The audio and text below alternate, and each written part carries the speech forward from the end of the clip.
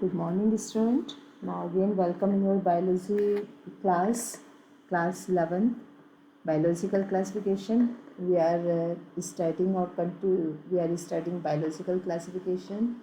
So in yesterday class, we have read five kingdom system, basically, and their characteristic feature of five kingdom system, and what is the basic principle or basic character which is differentiate five kingdom system: Monera, Protista, Fungi, Plantae or Animalia. This is so conclusions point we have already taken. Now today we will start in detail. R.H. Whitaker's propose a five kingdom classification. The kingdom defined by him were named Monera, Protista, Fungi, Plantae, or Animalia.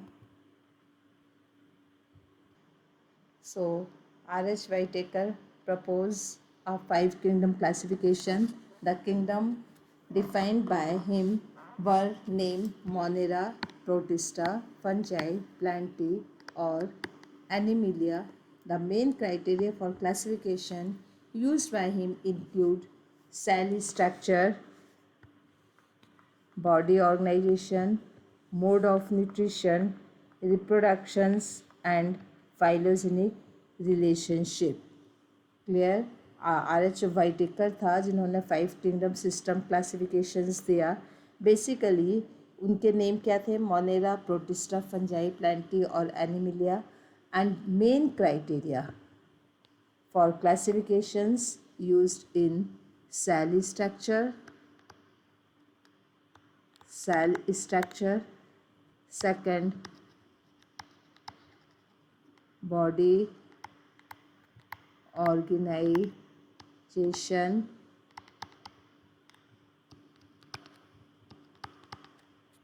third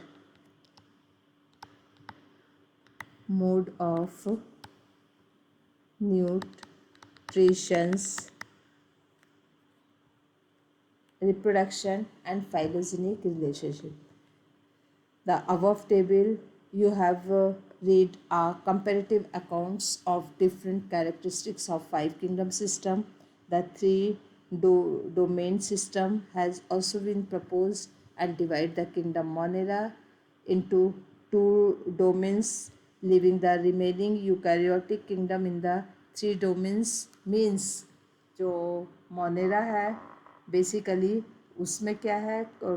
basically वो prokaryotic है. ठीक है. फिर eukaryotic में three domains and thereby six kingdom classification. We will learn this system in detail in higher class. ठीक है. जो five kingdom system थे बेटा वो बेसिकली जो कैरेक्टरिस्टिक्स के ऊपर डिफ्रेंशिएट हुए थे उसमें यह सेल स्ट्रक्चर था, बॉडी ऑर्गेनाइजेशन था एंड मोड ऑफ न्यूट्रिशन था, रिप्रोडक्शन था. ठीक है. और इन सब से एक फाइलोजेनिक रिलेशनशिप भी शो होती है. फाइलोजेनिक रिलेशनशिप का मतलब जो इवोल्यूशनरी बेसिस पर क्लासिफिकेशन के बेसिस पर जो इंटरलिंक्ड कर रहे हैं ऑर्गेनिजम्स एक दूसरे से, this is called as phylogenic relationship. Let us look the five kingdom classification to understand the issue and consideration but influence the classification system.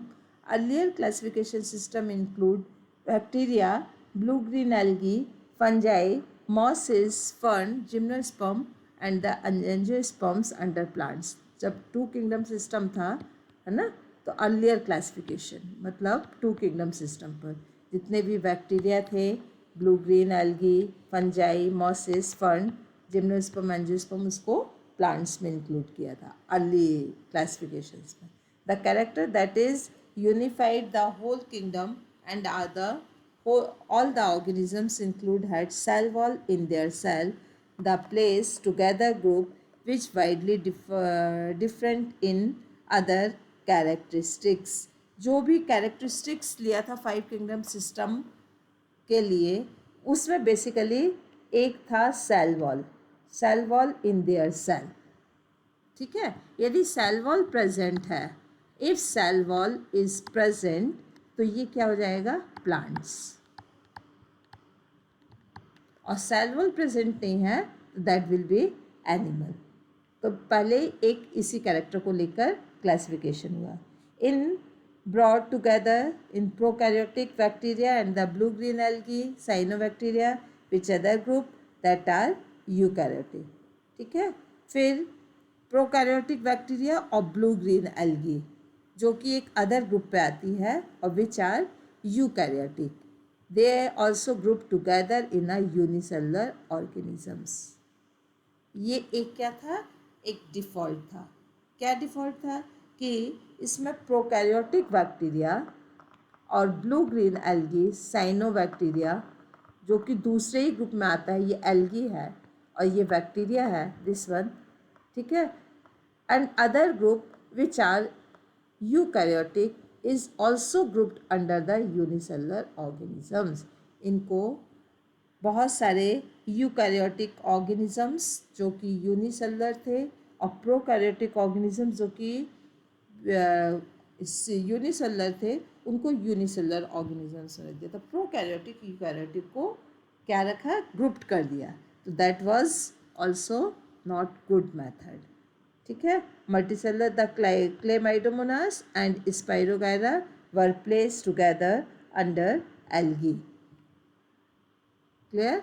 तो ये कुछ बेसिक्स डिफरेंसेस थे जो कि क्लासिफिकेशन सिस्टम को प्रूव नहीं कर रहे थे, clear. The classification did not differentiate between the heterotrophic group fungi and the autotrophic green plants through they also showed characteristic difference in their wall composition.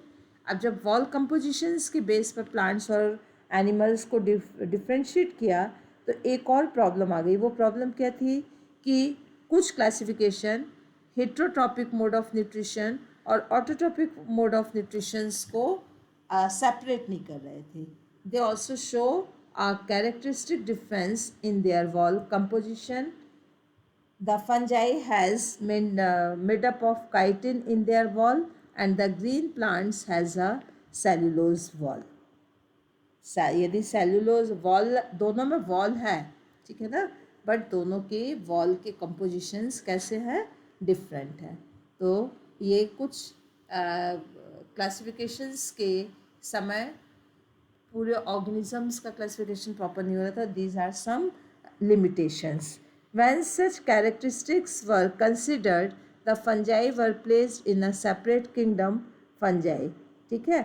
लेकिन कुछ कैरेक्टरिस्टिक्स को जब कंसिडर किया तो फंजाई के लिए एक अलग किंगडम फॉर्म हुआ। It is fungi. All prokaryotic organisms were group together under kingdom Monera.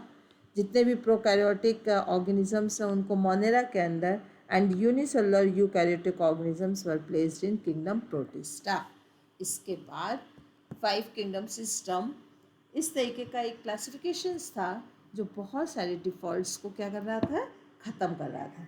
और बेसिकली यदि if we observe then we can see all the organisms of kingdom protista consist of basically eukaryotic unicellular organisms, and all the organisms which are prokaryotic is together under kingdom monera, clear, समझ में आया। and all fungi which is consist of chitin, ठीक है, which is heterotrophic in nature are kept in kingdom fungi। समझ में आया बेटा कि कुछ स्पेसिफिक कैरेक्टर से लेके पूरे फंजाई का एक अलग किंगडम हो गया, यूनिसेलुलर यूकैरियोटिक सेल का एक अलग किंगडम हो गया जो प्रोटिस्टा हुआ, और जो प्रोकैरियोटिक सेल है उसका एक अलग किंगडम हुआ, that was Monera. Kingdom protista में क्या इंक्लूड है, टुगेदर क्लेमाइडोमोनास, क्लोरेला, ठीक है, paramecium and amoeba.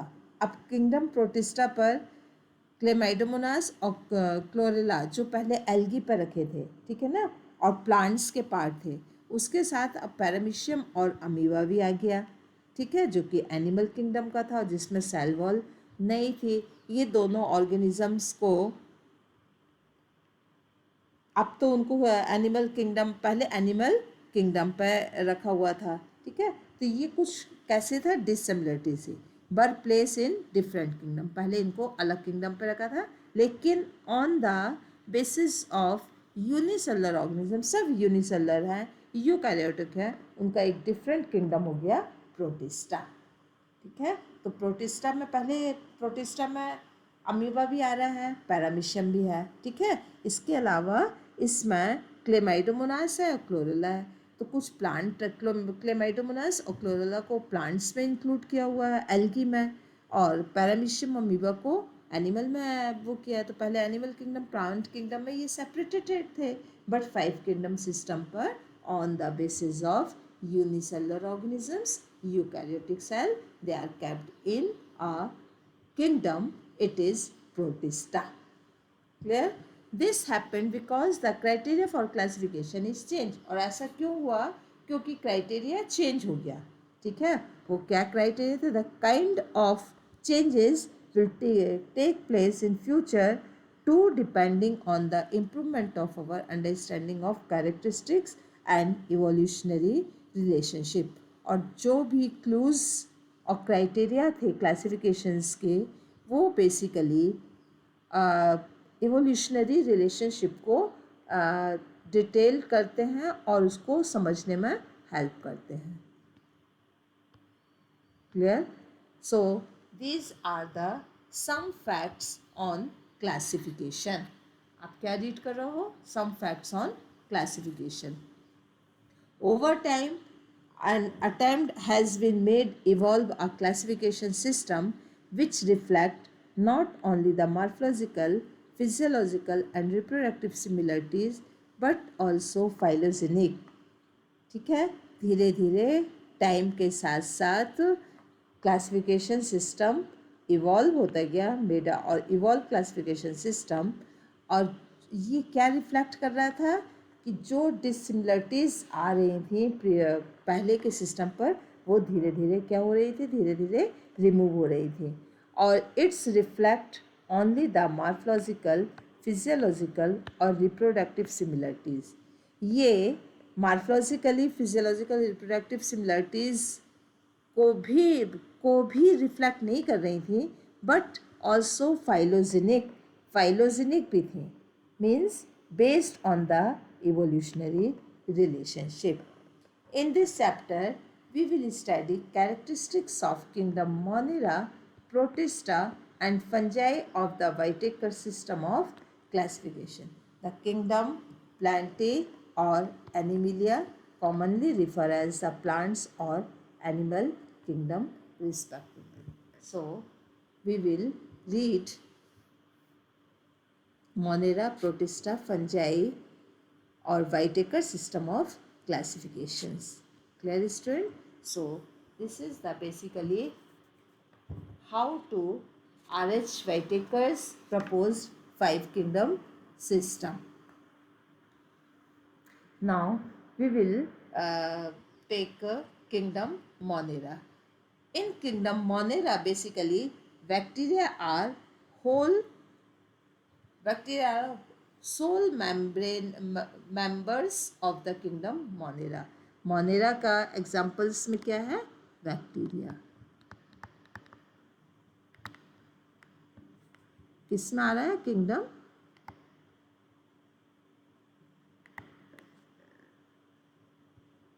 Kingdom Monera में bacteria. So bacteria is called as sole member. ये कैसा पूरा सोल मेंबर, ठीक है, bacteria. They are mostly evident are micro organisms. Characteristic feature क्या है, micro organisms.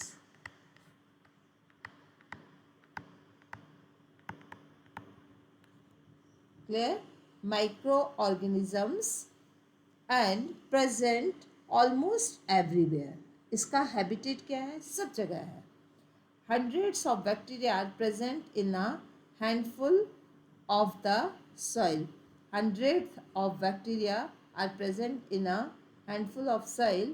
They also live in extreme habitat such as hot spring, desert, snow and deep oceans where are very few other life forms can survive.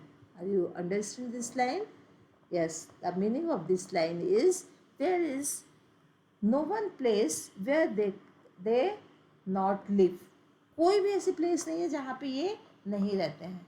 उन places पर जहाँ पर और दूसरे life form exist ही नहीं करते हैं, बैक्टीरिया वहाँ भी रहते हैं. ठीक है, means they also live in extreme habitat such as hot spring, desert, snow and deep oceans where other few other life forms where other life forms cannot survive. ये वहाँ भी रहते हैं जहाँ पे दूसरे लाइफ फॉर्म सर्वाइव नहीं करते. Many of them live in or other organisms as a parasite. कभी कभी ये एज ए पैरासाइट भी वर्क कर रहे हैं. ठीक है, ये पैरासाइट भी हैं, ऑटोट्रॉफिक भी हैं, सेप्रोफिटिक नेचर के भी हैं कुछ.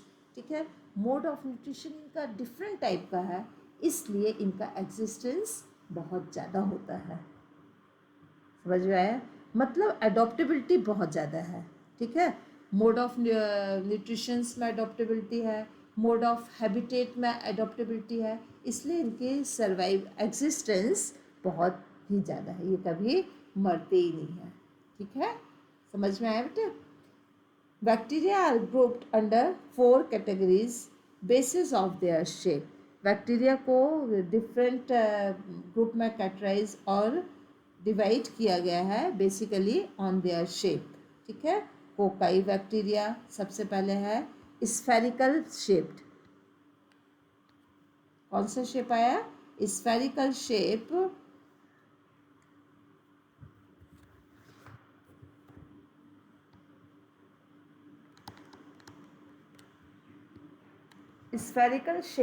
स्फेरिकल शेप में कोकस. ठीक है, या कोकाइस. प्यूलर फॉर्म हो गया, plural form cocci, COCCI. Rod shaped spherical दूसरी. सेकंड रॉड शेप्ड में बेसिलस. कौन सा बैक्टीरिया है? बेसिलस. थर्ड आया इट इज कॉमा शेप्ड में विब्रो. ये कौन सा है? कॉमा, जैसे हम कॉमा डालते हैं ना वैसे कॉमा शेप्ड. ठीक है, और spiral shaped it is spirilla. So these are the different type of shape of bacteria, or on the basis of their shape bacteria is grouped in different categories that we have discussed. Now bacteria structure is very simple. They are very complex in behavior compared to many other organisms. General क्या है, ये इनका structure बहुत simple होता है, but they are very complex in behaviour compared to other organisms. Bacteria as a group show most extensive metabolic diversity. Metabolic diversity का मतलब ये हर कंडीशंस पर रह सकता है, हर तरीके के इसमें डाइवर्सिटी है. एन एरोबिक रेस्पिरेशन भी कर रहा है, एरोबिक रेस्पिरेशन भी कर रहा है. ठीक, कीमोसिंथेसिस भी कर रहा है. मोड ऑफ जो मोड ऑफ न्यूट्रिशन है वो भी डिफरेंट टाइप का है. सिंथेसाइज कर रहा है, वो अपना फूड खुद भी प्रिपेयर कर रहा है. इनऑर्गेनिक सब्सटेंस से भी ले ला. ऑटोट्रॉफिक नेचर का भी है, फोटोसिंथेटिक नेचर का भी है, कीमोसिंथेटिक नेचर का भी है. The vast variety of bacteria are heterotrophs भी हैं. ठीक है, मतलब मीन्स इतना कॉम्प्लेक्स बिहेवियर है. Simple body structure but complex behaviour. That's a reason it can survive anywhere. or existence of bacteria is a very expressive और it is broad existence है, कहीं भी रह सकता है. जैसे अभी बताया आप लोगों ने रीड किया ना, हॉट उस पे भी रह रहा है, प्लेस पे भी रह रहा है, डीप ओशियंस पे भी है, डेजर्ट पे भी है, स्नो पे भी है. क्यों? क्योंकि ये इसमें सब में इसको सर्वाइव रहने के लिए इसकी मेटाबॉलिक जो एक्टिविटीज़ हैं वो बहुत डाइवर्सिफाइड है. समझ में आया? और ये सर्वाइव रह सकता है. So students, here we will finish today's lecture. So in next topic we will discuss archaeobacteria, eubacteria and their structure. Then next point will be kingdom Protista. So students read and each and every line very carefully, because biology, the NCERT is good book of biology, or all type of contents you will get in NCERT. Okay, student. Thank you. Have a nice day.